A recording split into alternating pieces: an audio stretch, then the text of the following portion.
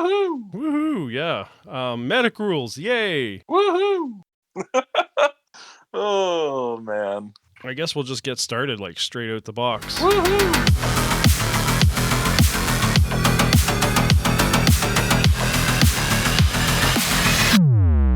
Welcome to another episode of Keanu's Corner. I'd like to start this episode by thanking everyone that supported the first episode of the show and shared it. I'm happy to say that there was an overwhelming outpour of appreciation to have some fresh airsoft content. I'll continue to create these episodes as long as there's a demand for it.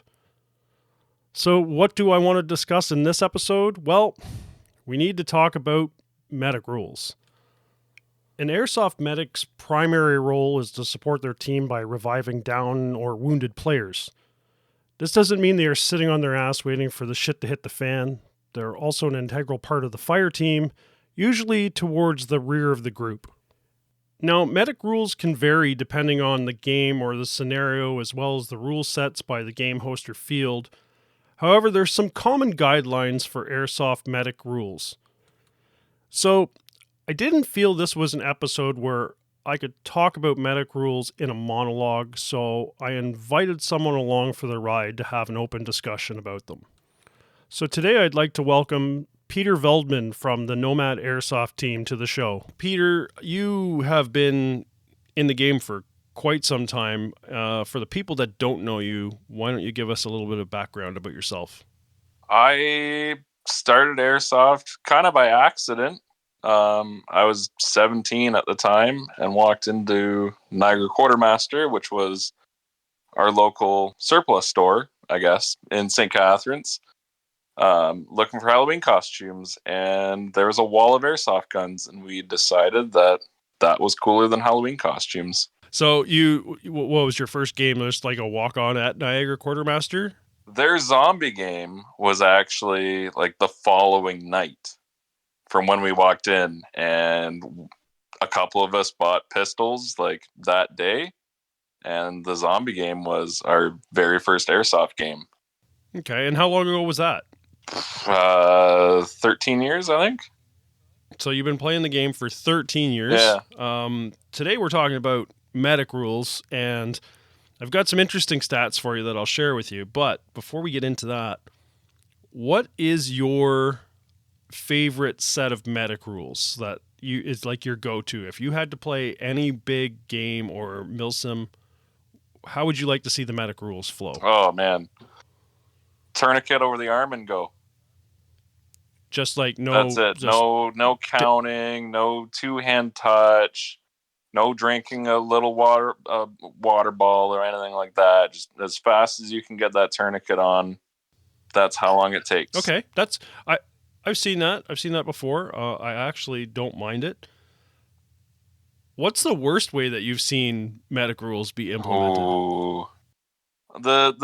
I think the worst is probably two-hand touch for like 60 seconds or something. Yeah, and you did mention that drink a water bottle. Yeah. I don't think that's a bad idea in the summertime when people are, naturally dehydrated to begin with. Yeah. I think that's a smart thing for player safety. Yeah. Problem is, you're carrying these bottles around with you for all day, so it's like drinking piss warm water, right? And it's a lot of weight. Like the medics are running around with an extra like 15 pounds of water on them, and they can't drink them because those are to get their guys back up.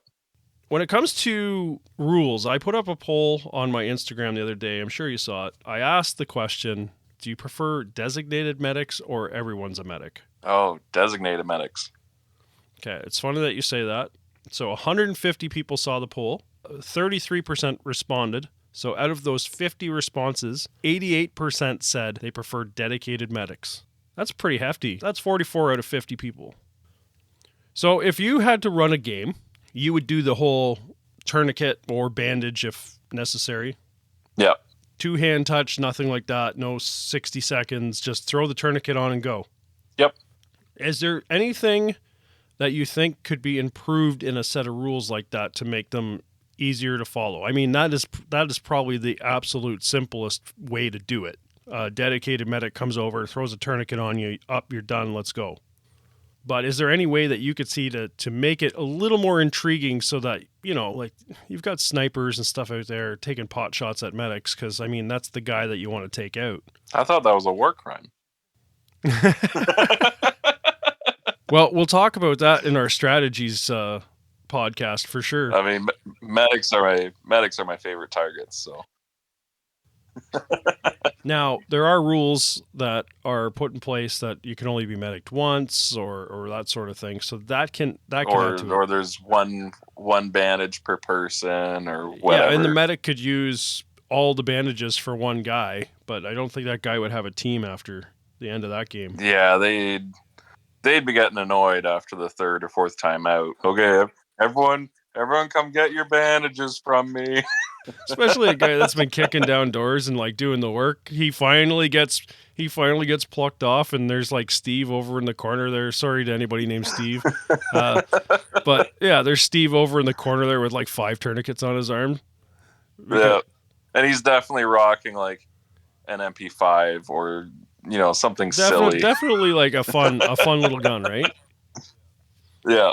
So when it comes to medic stuff, is there anything that you'd like to see adapted throughout the airsoft industry? Do you think we can have anything innovation wise, or do you think the tourniquet is just the way we should do it? Oh, I mean, I am a big fan of the tourniquet. Like, the event hosts have used like lengths of rope and twine and ribbons and tensor bandages and like all these different variations of a bandage, but like ropes and ribbons and twine and stuff, it comes apart after a couple hours, and you're trying to tie little strands of it around people's arms. Tensor bandages, everyone just ties them in a knot and then slides them over your arm because that's the fastest way to put them on. But the tourniquet, like the good ones, not the Wish versions where it's just a strip with some Velcro, the ones with an actual buckle. Yep. The ones with the plastic buckle that have the we use the blue college ones as an example because I think everyone. Yeah, those were made by Shadow Strategic. Yeah, they were good. I feel like everyone either has one or two laying around, or they at least know what they look like. They don't slide off your arm. Once you tighten them, they're on there until you want to take them off. I've never heard of one breaking. I actually have 4 in my airsoft drawer unopened, like still in plastic packaging. Yeah, like they don't die. Yeah, because the first I don't know 6 that I have, I never needed to replace them. They were great. Yeah, I don't loan them out. those are my personal ones. I did loan them out and I did get them back luckily, but I did think about it after the fact and go, man, if I would have lost one of these, I would have been really sad. I would have been upset. Like there's a couple Black Cell ones, and I think Force Recon did one of their Nightfalls. They actually made them with the buckles, and it turned out okay. Yeah, they did a run with I think like a gray looking one. Yeah. But yeah, those blue ones from the college, like I haven't seen anything that works better than that. The reason for this episode on medics is some beautiful bastard over at Action Airsoft Club. It wasn't Magic, I asked the question in the weekly Keanu's Corner poll: should there be a universal medic rule across all game hosts? And I thought to myself, shit. Do we have medic rule problems in this game? And could we get every game host on board for something very simple? Because obviously, if you listen to my last episode, I talked about the rules and their importance. But if the rules keep changing, especially for something like medics, how much more confusing does it get? And there's a lot of different variations. So do you think that there should be one, like every group of game hosts should get together and they should have like a round table meeting, like this should be the medic rules, and then nobody's leaving until we figure it out? I mean, there's some variations that I do like. Black Cell has their syringes that they've used for Conquer, I think. Right? Yeah, Conquer. I think we only saw them once. Yeah, and I mean, I was a big fan of them. Yeah, they were cool. It was a cool way to do things. Yeah, like it was very different from anything I'd ever seen, and it just added an extra element to the game. Like, it wasn't overly confusing. They were very simple to use. Just push a button, jam it into the person's leg, and when the light blinks, then you're done. Yeah. So anybody that didn't see those, there were basically two buttons. It was a syringe. It was a large, like, horse style syringe with a 9-volt battery and a circuit board. And what would happen is it had a button on the needle end, and it had a button on the top end, like the plunger end.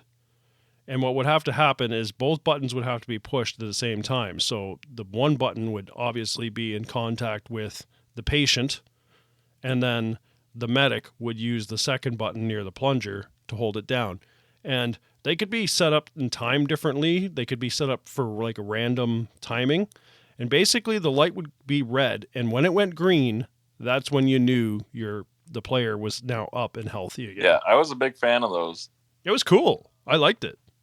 But yeah, like, across like all the milsims that I've gone to over the years, the medic rules that I remember and that I think everyone has come across is some variation of a tourniquet, two-hand touch for 30 seconds or 60 seconds. Sometimes you're allowed 2 tourniquets. Sometimes it's only 1. Sometimes it's two-hand touch for 30 or 60 seconds. Sometimes it's a tourniquet and one-hand touch, and medics can use a sidearm to defend themselves. Some events, it's everyone's a medic, and you can all carry your own tourniquets. Some events, it's based by numbers, but it's not. The game isn't run by squads, so it's like every 5 or 10 players is a medic. There's a lot of different rules out there, and I've been playing this game 13 years, and sometimes it still confuses me. So that's a fair point. If you've been playing the game that long and you're still getting confused, then maybe there is something that needs to be done as game hosts to get together and see if they can simplify the problem. It's not even necessarily a problem. It's just everybody does things differently. And I'm all for different ideas. But if we can somehow fix a small area of a rule set, such as medic rules, it makes things so much easier for all those cool little things that they want to put into their games. It's like one less thing to worry about. And a squad not understanding how medics work in a game, that's just a problem waiting to explode. Yeah, it's super frustrating. Tensions are high. You could be in the middle of a firefight. You just killed most of a squad, and then suddenly they're all alive again because they didn't understand how the medic rules work. Yeah, because Tommy ran behind and slapped on a bandage on all his guys like instantly when it was supposed to be two-hand touch for 60 seconds or something like that. Yeah. Yeah, I've seen that before. It's just guy goes down behind cover and you're like, I got him. And you saw his hand go up and you saw a dead rag. And then all of a sudden he like pops up like instantly with no dead rag. And you're just like, what the heck just happened? And yeah, it's like two-hand touch for 60 seconds. And it could have very easily been the last game that he went to was, like I said, just put the tourniquet on and you're good to go. Now, as for rules, if game hosts out there are listening, which I don't think they listen to us, to be honest. I think the tourniquet and something universal. I think there does need to be a time aspect. Yeah. Guy goes down, medic has to go from point A to point B to get the down player. So there's a chance for an enemy player to take out that medic. Now, if he just runs over there, wraps a tourniquet on him, and runs away, it kind of takes away from the whole point of having medics. Honestly. Yeah, that's fair. Because if you have designated medics, part of that is like it's kind of like a whack-a-mole, right? Like you're waiting for the guy to pop up so you can get him. You might as well have everybody being a medic if you're going to have just like slam a tourniquet on. Like there's got to be some sort of time aspect, is what I'm saying. Yeah. If it's 30 or 60 or whatever, like there has to be a time element. And I do like the two-hand touch. I don't like the fact, a medic's working hard and he should be covered by his, the rest of his fire team. They should be covering him. He should be working. He should be like cutting a guy's clothes off and sewing him up and like a real medic would, right? Now, in Airsoft, we don't have that. Years ago, I don't do medic anymore because I've turned into a bit too aggressive as a player to be hanging back. My team just yells at me because I'm too far ahead every time I'm medic. But back when I was playing medic at Nightfall or New Dawn or whatever, that 30 or 60 seconds while I was medicing somebody was terrifying, especially when I was medicing like one of 3 remaining players in my squad. And it definitely feels like forever. Oh yeah, it's a Like long time. as a player that doesn't play medic, I've played medic a couple times, but it wasn't anything like, oh, you're our team's medic. Like that's never been I've never been that guy. I'm not fast enough. I'm not agile enough. I'm not. I don't have the cardio up. I don't have all those things that the medic needs.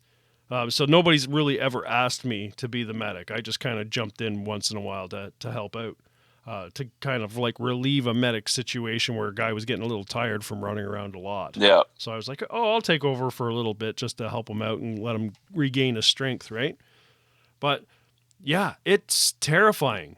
It like you're just like 1 Mississippi, 2 Mississippi in your head, and you're just like, they're coming. I know they're going to get me. I know they're going to get me. You're doing the math in your head. You can hear their footsteps coming down the hall, and you're like, I've got 40 seconds left, and they're going to be at the corner in 25. yeah. They're going to be on top of me in 10. Yeah. Yeah, it's frightening. It's terrifying. I guess that's part of the thrill of the game too, though, right? Yeah. I don't know. I think a time element's kind of important for that, just for the rush, for the adrenaline rush. Yeah. Right? So do us a favor, game hosts, sit down, try to come to a consensus and say, yo, we should all do like one style of medic rules. I'm sure the community would actually appreciate that, to be honest. One less rule to have to worry about. And they're all very close. Like, all the rules are very close. They're just not, the same. You know what I like is when you go to like a big game and then the game hosts are kind of breaking down the rules, like they're doing the briefing, and someone asks about medic rules and they go, oh yeah, I know where you're going with this. Let's do, and it's just like, why are we thinking about this now? Like, what's with the hemming and hawing? 2 tourniquets? Just one? 2 just tourniquets? One? Okay, just one. Like why are we discussing that at briefing? Like that should be known well in advance. So medic rules do need a lot more attention, in my opinion, and I think it starts with the game hosts. I think they need to figure out a simpler way that makes it easy for everybody, that can be used from game host to game host to game host, and it's just a universal medic rule that everybody can agree to, just to get one less thing off. Like, we already have problems with hit calling and you name it, so why worry about medic rules? Just one thing to get rid of. Like, okay, no discussion, no arguments, no on-field stuff, just one medic rule. I don't know. I think whoever it was from Action Airsoft Club that submitted that question, I think it's a great question. We could probably talk about it for an hour straight. Let's be honest. Some game hosts are not going to like this episode, even if they are listening. I don't think they're listening. They probably all blocked you from the last one. There you go. They're just like, oh no, he's taking shots. Because there's really some janky-ass medic rules out there. Yeah. And they need to be addressed as soon as possible, because we've got another season on the way. Like, soon as April, May comes, everybody's excited to play Airsoft again outside. Big games. So it's something that needs to be addressed as soon as possible. But yeah, man, I've seen some real bad ones over the years, though. Like, somebody tried to do, like, there was a game, I'm not going to mention the game host, but it was like an ambulatory situation where they gave you a card. Oh, I remember. I don't think I went to that one, but I do remember you would draw a card, and depending on what you got was the injury, and like, it could be a leg injury or a headshot, and you're dead and couldn't be revived. Yeah, and it was awful. I didn't sign up for the game, because of that rule. The only reason it was awful and is just because it wasn't implemented well. You had people that didn't understand the hit and medic rules. So I was just like, oh, this will be cool. Like, I just thought, I've never played a game like this. This will be cool. First guy that I see get hit, I'm like, oh, I wonder what wound he got. And the guy's just holding a dead rag up in the air and he's just like, hit, medic. And I'm just like, wait, that's not how it's supposed to go. You're supposed to get like hit in the arm or the leg, and you're supposed to like LARP it out and be on the ground going like, my leg or something, right? And then like the medic would come over, but you didn't. It wasn't like a typical airsoft game where you get hit and you hold your dead rag up there, and your 6 foot tall frame is standing in the middle of the field going medic with a red flag, right? I've seen some really janky rules over the years, and that could have been a really good game. It could have been great. But the community wasn't on board, obviously. There was, and it continued throughout the entire game. Even though there was a whole section in the rule set on how the cards worked and everything, nobody bothered to read it. So they were just like, "Oh, I got hit by a BB. Hit medic." There was so much potential there. It was disappointing. Yep. I mean, that's how a lot of events and rules go. It's just there's a lot of potential for a great time as long as you're willing to have that mindset. Yeah, and I mean, when it comes to medic rules, I mean, it's not that hard. You know, the medic's role is to revive a down player, and it's like basically get to them, revive them, get them back up, and then you roll back into the fire team again. But your main priority is to make sure that all your guys are up all the time. And you're not dying. And you're not dying, yeah. So that's why they usually play at the back. I've seen some aggressive guys play like frontline medic, and that's scary. Yeah. That's why I'm not medic for my team anymore. They're either very good at what they do, or they're like horrible cheaters, because frontline medic, whew, that takes some balls, man. I'm not gonna lie. I mean, Caleb's seen me make some crazy saves as a medic before. I saw guys like crawling in the ditch at Barry Paintball just to medic a guy back up, and I was just like, oh, he's gonna get it. And I was just like, I got kind of like a bird's eye view, and I'm just like, oh, he's crawling. Oh, There he goes. Oh, they're going to see him. No, they never saw him. And just some really ballsy, like pull a guy away at like from like 10 feet away, the enemy player. And I was just like, holy shit. The amount of times that I've been dead at a game, and I'll just like, if there's a really good firefight, I'll just stand back and watch for a little bit. And it's really cool to see medics like just going after that down teammate. My hats are off to all of them. Whoever picks their medics for their teams, you guys are all doing a badass job, man, because like every medic that I've ever seen that is like the team's designated medic is fast, strong, agile, and like a tornado. A lot of them, they're fearless. Yeah, guys like a tornado. They'll jump into a hole not knowing what's in the bottom of it. Yeah. If it means getting closer to the guy. I had a guy land on me once, a medic land on me in a hole. He just jumped over and he landed on me, and it was nobody got hurt, but it was like really scary. I'm like, where the fuck did you come from? And he was just like, oh, I heard medic. could have been like 10 enemy players in there with just waiting for him, like, you know, like a bad Bugs Bunny cartoon. Yeah, these guys are like, so hats off to all these teams that like, you know, knight their medics and say, this is our guy. Because I haven't seen one that's bad. I'll be honest. Every medic that I've ever seen have been exceptional. Just great at what they do, and good players too. Like they can fight. Well, they have to. If they can't hold their own in a gunfight, then how are they gonna get to their guys? You've been to big games. You know how it works. Like some of these guys don't even get their fingers on the trigger half the time because there's so much carnage. Yeah, I've gone through. Well, I mean, I'm still going to use Nightfall as an example because those are the games that I was running medic at mostly. There were a couple times where I only went through maybe 6 mags. I was playing as medic, right? Like people were down. I'm not shooting. I'm figuring out how to get to them. Yeah, and you know, by the time you get them up, somebody else needs to be brought up again. All right. So before we wrap this conversation up, are you okay with everybody's a medic at skirmish games? Oh, skirmish games? Yes. I think that's the only time. Absolutely. I think that's the only time, to be honest. Yeah. Of Skirmish what? games, 2-hand touch, whatever, 30 seconds, 60 seconds, everyone's a medic. That's the easiest way that you can ever get it. Yeah, leave the tourniquets at home. I mean, Yeah. it's just you don't need another prop. Yeah. And it's unlimited usually with skirmish games because the game is so short. Usually like 30 minutes or whatever. Yeah. And yeah. Or it's whatever, one revive and then that's it. Well, you know, I've never seen a skirmish. I don't think I've ever seen a skirmish game where they limited the number of revives, because that kind of stales the game a bit. What if you get like killed in the first minute and the guy revives you and then you get killed like instantly again? So you sit out for the next 29 minutes? I used to ref at NQ in the summers back when I lived like 10 minutes away from them.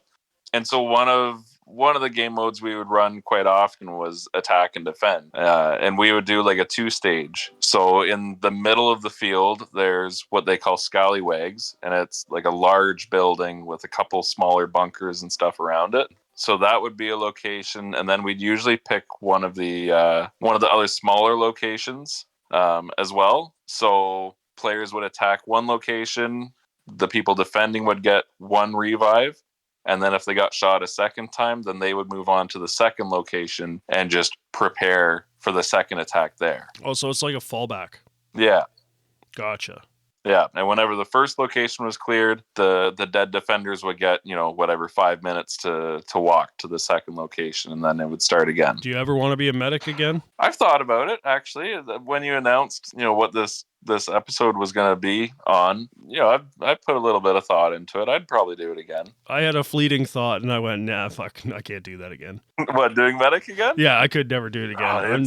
It's a lot of work. I'm at the point now where my knees click every time I move, so it's just, yeah, I'm not in that kind of shape, and I can't compete with these guys, these medics that they got out there now. They're too awesome. It would have to be a game when I'm running very light. Like, I can't do it with my M4 HPA rig. Oh, just a pistol. That's it. That's like it would have to be a game that I'm running like just my shotgun at or something, right? Like something I can drop if I have to run for someone, but like I can't do it with a full chest rig and all that fun stuff. Well, that's another thing that we should consider. And then I'll probably talk about that in this episode as well as medic gear. But I think the main point was, the basics of just the medicing rules. Like everybody can get their own gear and figure out what works for them and what doesn't. But we need to get on a level playing field with these medic rules and try to standardize them if we possibly can. Yeah. Anyway, thank you, Pete, for joining me on the show. I really appreciate having you. Yeah, no problem. Hope to see you on the field. I know I will, but some of our listeners may hope to see you on the field, and anywhere that they can find you if people had questions or anything. Well, my Instagram is _camper. There you go. _camper. It's just one word. Oh, I don't know. Let me check. He doesn't know his own Instagram. I only got Instagram a couple of years ago. So I think there's an underscore in there, but anyway, I will throw _camper, no capitals. I will definitely throw a link in the description of this episode so that you guys can catch up with Pete. Once again, Pete, thank you for your time, man. I really appreciate you coming on the show. Yeah, man. While most of us will agree that designated medics make the most sense in large games and milsim situations, and everyone as a medic makes a lot more sense for skirmish games, I'll throw the question over to you. Do you believe that we need a standardized medic rule across all game hosts and fields for large milsim games? I'll leave that out there for you guys to discuss amongst yourselves. Most importantly, always make sure to review and adhere to the specific rules and guidelines provided by the event organizer or field before playing Airsoft with any medic rules. This just ensures that there's no confusion, frustration, and everybody has a great time at the game. And that's going to wrap up another episode of Keanu's Corner. You can find me on Instagram at keanu.airsoft, or you can find Peter at _camper. I'll include those links in the episode description for your convenience. Feel free to send me a direct message if you have any feedback or topics you'd like to hear discussed, or you yourself would like to be on the show. If you enjoyed this episode, please consider following on your favorite podcast platform so you don't miss great episodes in the future. Thank you for listening. As always, be sure to check in on those low maintenance friends, and until next time, keep doing that cool guy shit.